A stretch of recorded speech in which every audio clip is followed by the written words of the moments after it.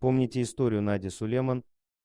Она до недавнего времени удерживала рекорд книги Гиннесса по самому большому количеству детей, рожденных одновременно и выживших после родов, что немаловажно. Надя прославилась рождением 8 близняшек. Но теперь мама из Мали считается самой плодовитой. В мае 2021 года она родила девятерню.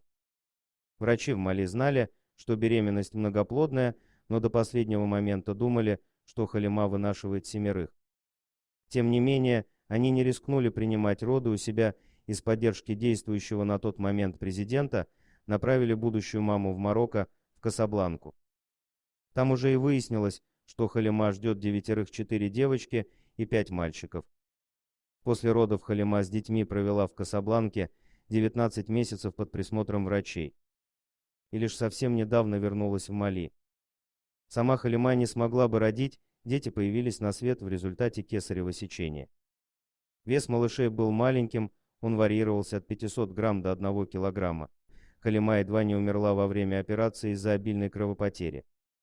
Из-за того, что дети родились крошечными, были опасения, что у них могут развиться осложнения со здоровьем, поэтому от широкой общественности новость о рождении девятерняшек скрывали. Только в мае этого года их отец, Абделькадер Арби, объявил на весь мир радостную новость, что все малыши живы и хорошо себя чувствуют. Он сказал, что уже может отличить их, что у всех разный характер. Кто-то тихий и спокойный, а кто-то громкий и суетливый.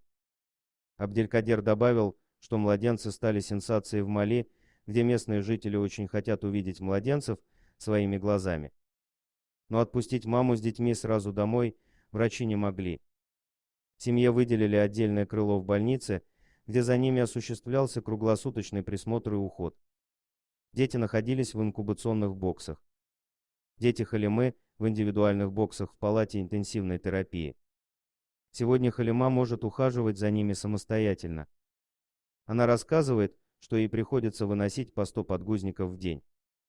В день родов мне казалось, будто из меня выходил бесконечный поток детей, вспоминает она.